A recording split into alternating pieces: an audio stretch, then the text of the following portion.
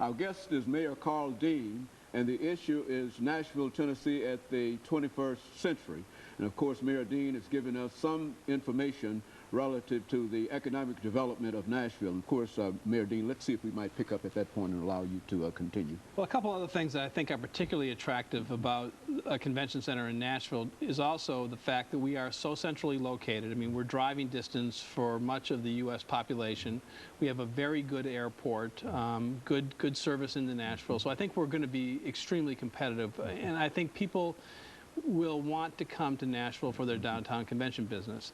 Now, the cost of this is going to be expensive, but I want to assure people that the convention center will be paid for through tourist-related fees and through the hotel-motel tax. It will not come from property tax. Very good. The old convention center, which was completed in '87, was entirely paid for. Its bonds paid off for the construction of it and for the addition that was done to it by using hotel-motel tax. So we're using that same model for this one. Very good. And so there's a very positive thing that could come out of something like this, is that? Right. I think it's important that we, this convention center to me is an investment in ourselves. I mean, periodically a city needs to be confident enough to invest in itself and its economic future, and this is what this convention center represents to me. We're not building a stadium for us to go to games. We're building a convention center to attract visitors, to attract business, and to make a statement, I think, about what a great city we have.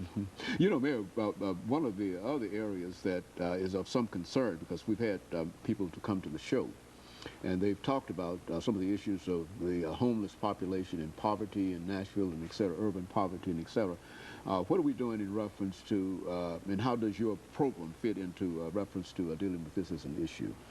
Well, the issue of the homeless is, I mean, it's a moral issue and it's also an economic issue, and we need to be doing whatever we can do. I mean, there's obvious certain constraints that we have budgetarily at this particular moment in this particular year to do some new things, but long term, I think we need to look at getting to the root causes of why people become homeless. And they become homeless for a variety of reasons. I mean, some people will become homeless temporarily because of an economic setback that's temporary and they need help to get back on their feet.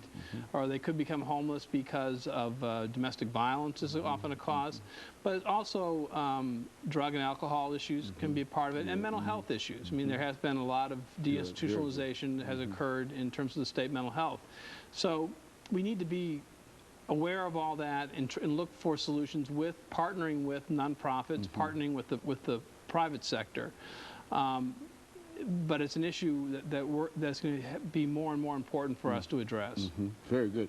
And of course, dealing with a continuation in terms of some social aspects in reference to this.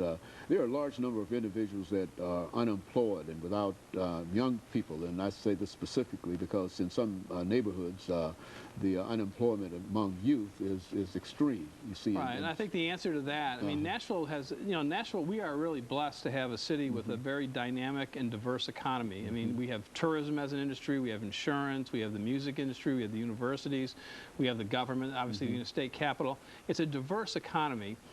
But that goes back to the convention center. One of the reasons I'm excited about that is that it will create a lot of jobs. It will create a lot of jobs in the hospitality industry, which a lot of young people can do while they're in school, and it will create new opportunities. Going back to schools, though, I mean, part of the reason why we want to have good schools is for economic development, is to create a workforce, is to make our kids employable and to have them have the education they need, whether they go to college or not, to get good jobs. So, I mean, the education system is ultimately the answer to that, I think. And of course, that brings us to the education system in a real sense, because I think that one of the real issues now has to do with education in terms of funding. Education in terms of education leadership. Why don't you give us some thoughts in terms of what you would like to try to achieve in terms of dealing with the This school is system? A real unique time for Nashville. I mean, obviously we've had there's an opening for leadership at the Board of Education for the director's position. Right now, Nashville has most of the political leadership. Certainly, I'm talking about it. We have the council has been talking about it, and the Board of Education has been talking about the need to concentrate on improving schools. The business community, I think, is committed to seeing schools improve because they know that for us to expand, for us to grow, we need to have the good schools. Nonprofits, churches are all interested in education. We've got a great governor who is, I think, is committed to public education more so than anybody else in the state. So we have all those things going for us right now, and we need to take advantage of it. Now, we have challenges. The good news is we've made a lot of progress in K through 4. Reading scores are up. We have 2 public high schools that are ranked in the top 50 in the entire country, which is an incredible achievement. But in the summer of 2007, our school system, 13 schools, were placed on what's called corrective action by the state, that we were not meeting our goals under the No Child Left Behind legislation. And so we need to get that fixed. And we need to keep kids in school. We have a couple schools with high dropout rates, and we need to focus on that. We need to be innovative. We need to be open to new ideas, and we need to be willing you know, to just do what we need to do to give our kids the education they deserve. And of course, the selection of this new leadership that we're talking about now, there was some suggestion that perhaps you might be given the authority to sort of oversee that activity. Well, I intend to participate in the process of hiring a director, and the board has agreed to that. And we have a good board, and I want to work with them, and it's ultimately their legal decision. But you know, the way I look at it, you know, the mayor doesn't have, you know, we get to authorize the money for the schools, but we don't have a formal role in the running the schools. But as mayor, my job is to make sure that the city has a bright future, to make sure that the present is working. And to be successful there, we have to have schools that are succeeding, and we have to have kids who are engaged. So as mayor, I think I do have a role in public education, and I intend to play it. Do you think that from your experiences, for example, we've got a minute before this next commercial break, but let's have you to sort of reflect upon your experiences as a person involved in law enforcement itself, and to talk about some of the problems that we face and some of the challenges and perhaps some of your solutions in terms of the crime rate and violence and those things that are generally associated with that.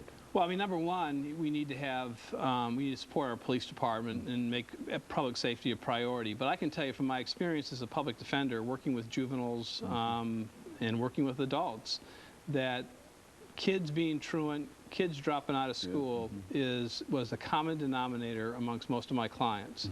And I think anything we can do to make sure that kids get the education they need and they stay in school and get a degree will have definite benefits for public safety. Very good. Of course, Mayor, let me take this second commercial break, after which we'll come back and give you an opportunity to continue this.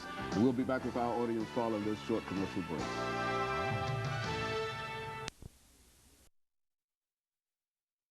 The guest is Mayor